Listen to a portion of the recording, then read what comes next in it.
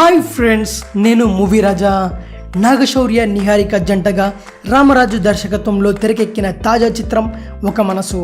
మొదటిసారి హీరోయిన్గా నిహారిక పరిచయం అవుతూ చేసిన సినిమా కావడంతో దీనిపై మొదటి నుంచి మంచి అంచనాలే ఉన్నాయి.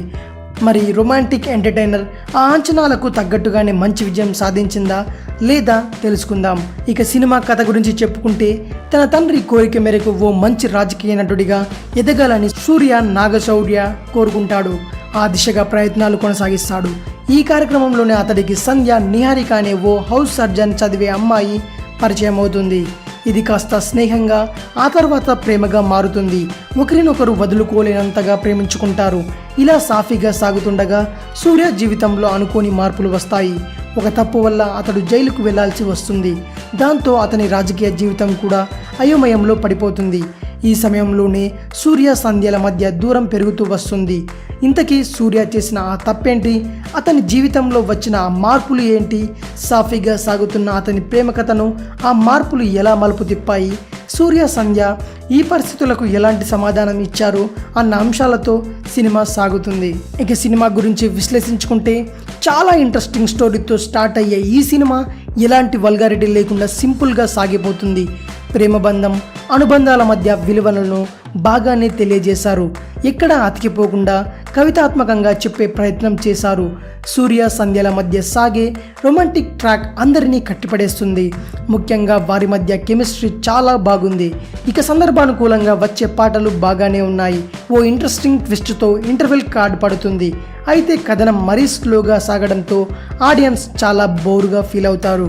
మధ్యలో కొన్ని సన్నివేశాలు అనవసరంగా చేర్చినట్టు అనిపిస్తోంది. ఇక సెకండ్ హాఫ్ గురించి మాట్లాడుకుంటే, చాలా వరకు ఎమోషనల్గా సాగిపోతుంది.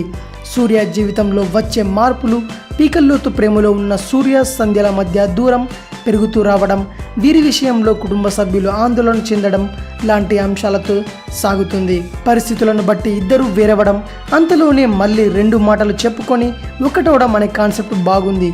కానీ అందులో కన్ఫ్యూజన్ కూడా ఉంది. ప్రీ క్లైమాక్స్ వరకు సినిమా ఇలానే కొనసాగుతుంది. ఆ తర్వాత ఇంట్రెస్టింగ్గా మారుతుంది. ఒక్కో సమస్య తీరుతూ వస్తాయి. ఇక క్లైమాక్స్ చాలా ఎమోషనల్గా ముగుస్తుంది. ఇక నటీనటుల పర్ఫార్మెన్స్ గురించి చెప్పుకుంటే, ముందుగా హీరో నాగశౌర్య గురించి మాట్లాడుకోవాలి. గత సినిమాలతో పోల్చుకుంటే ఇందులో చాలా అద్భుతంగా నటించాడు. ఆ పాత్రలోని ఎమోషన్ను అతను క్యారీ చేసిన విధానం అమోఘం. ముఖ్యంగా ఎమోషనల్ సన్నివేశాల్లో బెస్ట్ పర్ఫార్మెన్స్ ప్రదర్శించి అందరినీ ఆకట్టుకున్నాడు. ఇక నిహారిక కూడా మొదటి సినిమాతోనే తన ప్రెజెన్స్ ఏంటో చూపించింది. కొన్ని సన్నివేశాల్లో ఆమె చూపించిన ఎక్స్ప్రెషన్స్ ప్రేక్షకులను బాగా ఆకట్టుకుంటాయి. ఇక టెక్నికల్ పర్ఫార్మెన్స్ గురించి చెప్పుకుంటే, సినిమాటోగ్రఫీ చాలా బాగుంది. కథకు తగ్గట్టుగా కలర్ గ్రేడింగ్ విషయంలో చాలా జాగ్రత్తలు తీసుకున్నారు. ప్రతి ఫ్రేమ్ని చాలా గ్రాండ్గా చూపించారు.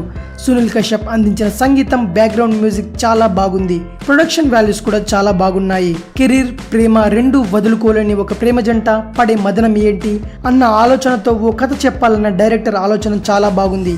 కానీ దాన్ని అందరికీ అర్థమయ్యేలా మెప్పించలేకపోయాడు. ఇక ఫైనల్గా సినిమా ప్లస్ పాయింట్స్ గురించి చెప్పుకుంటే, నాగశౌర్య నిహారిక నటన సినిమాకి బాగా ప్లస్ పాయింట్. అండ్ సినిమాటోగ్రఫీ, మాటలు చాలా సింపుల్గా ఉన్న ప్రేక్షకులను అలరింపజేస్తాయి. ఇక మైనస్ పాయింట్స్, స్లోగా సాగే స్టోరీ మరియు కామెడీ సీన్స్ లేకపోవడం.